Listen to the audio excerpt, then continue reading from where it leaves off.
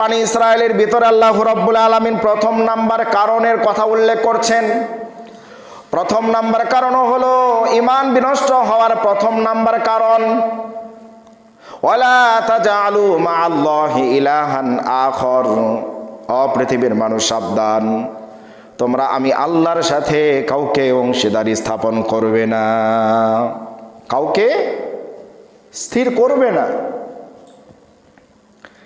আল্লাহ রাব্বুল আলামিন বললেন, বান্দারে আমার সাথে কাউকে পার্টনারশিপ করে দিবে না, পার্টনার বানিয়ে দিবে না।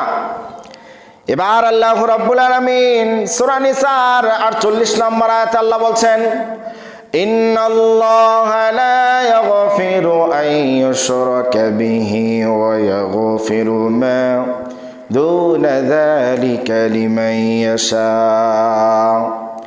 আল্লাহ রাব্বুল আলামিন বললেন, বান্দারে শিরক অত্যন্ত ভয়াবহ জঘন্যতম একটি অপরাধ। এই শিরক যদি তোমার মধ্যে থাকে, আল্লাহ রাব্বুল আলামিন বললেন, বান্দারে আমি সকল গুনাহ মাফ করতে পারি, কিন্তু শিরকের গুনাহ আমি আল্লাহ মাফ করি না। সেই কথাই আল্লাহ রাব্বুল আলামিন বলছেন, ইন্নাল্লাহা লা ইয়াগফিরু, নিশ্চয় আল্লাহ ক্ষমা করেন না, আইয়ুশরাকা বিহি, তার সাথে শরীক করাকে, তার সাথে শরীক করাকে আল্লাহ রাব্বুল আলামিন ক্ষমা করেন না। ওয়া ইয়াগফিরু মা দুনা যালিকা লিমান ইয়াশা, তবে আল্লাহ যাকে ইচ্ছা ক্ষমা করে দিতে পারেন। তবে যে কোনো পাপ আল্লাহ রাব্বুল আলামিন ক্ষমা করে দিতে পারে, কিন্তু আল্লাহ বলছেন শিরকের গুনাহ আমি আল্লাহ ক্ষমা করব না। এই জন্য শিরক থেকে বাঁচা দরকার, আছে কিনা বলেন? আছে কিনা? আছে কিনা? একটু জোরে সোরে বলেন। শিরক থেকে বাঁচতে হবে। আমার ভাইরা বন্ধুরা, যদি আমরা শিরক করি আপনার আমার জন্য কি ভয়াবহ অবস্থা হবে।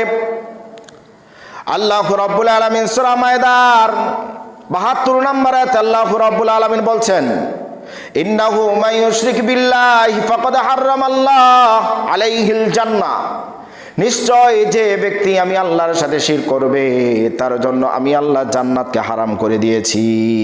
জান্নাত হারাম। জান্নাত হারাম মানে কি? জান্নাতে যাওয়া অসম্ভব, জান্নাতে যাওয়া যাবে না।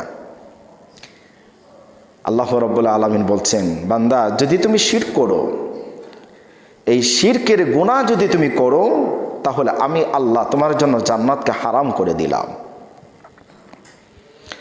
এই জন্য আমার ভাইরা বন্ধুরা, তাহাজ্জুদের নামাজ পড়ে কি হবে? হজ করে কি হবে? উমরা করে কি হবে? 10 বার 20 বার